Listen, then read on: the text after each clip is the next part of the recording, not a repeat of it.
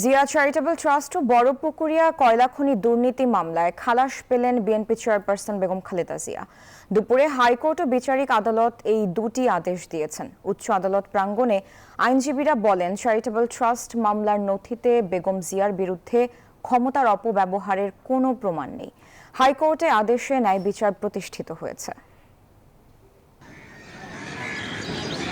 ইয়াতিমের টাকা আত্মসাৎ করার অভিযোগে সাবেক তিনবারের প্রধানমন্ত্রী বেগম খালেদা জিয়ার বিরুদ্ধে 2011 সালের 8 আগস্ট মামলা করে দুর্নীতি দমন কমিশন।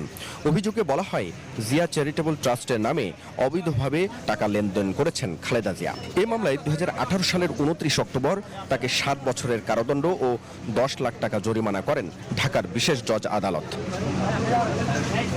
ওই রায়ের পর খালেদা জিয়াকে কারাগারে যেতে হয়।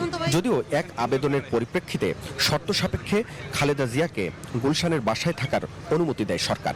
এর আগে খালেদা জিয়া রায়ের বিরুদ্ধে আপিল করলেও তার শুনানি হয়নি দীর্ঘদিন। দেশের প্রেক্ষাপট পরিবর্তনের পর আপিল শুনানির উদ্যোগ নেন তার আইনজীবীরা। উভয় পক্ষে শুনানি নিয়ে আপিল মঞ্জুর করে তাকে খালাস দিলেন উচ্চ আদালত।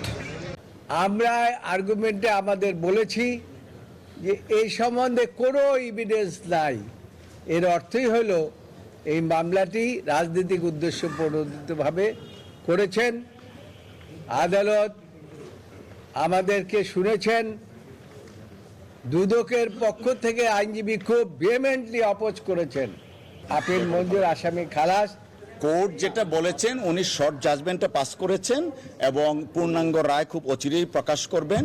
এবং আমাদের সাবমিশনের প্রেক্ষিতে মাননীয় আদালত বলেছেন যে তিনি পুঙ্খানুপুঙ্খ বিশ্লেষণ করেছেন, there is no case of evidence, therefore appeal is allowed.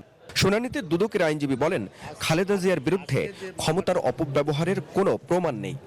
দুদকের তরফ থেকে যেটা বলছেন এটা তো থাকবেই, কিন্তু একজন লয়ার হিসাবে, রাষ্ট্রের লয়ার হিসাবে আমি সঠিক তথ্যের বাইরে মিসলিড করতে পারি না। এদিকে বড়পুকুরিয়া কয়লা খনি দুর্নীতি মামলা থেকে অব্যাহতি পেয়েছেন বেগম খালেদা জিয়া, সাবেক মন্ত্রী আলতাফ হোসেন ও খন্দকার মোশাররফ হোসেন। ঢাকার বিশেষ জজ আদালত 3-এর বিচারক এই রায় দেন। আইনজীবীরা বলেন, দীর্ঘ 16 বছরেও মামলাটির অভিযোগ গঠন করা যায়নি। 11 সরকার মামলাটি করেছিল, যা এতদিন জিয়ে রাখে আওয়ামী লীগ সরকার। হাবিবুল ইসলাম হাবিব, নিউজ 24, ঢাকা।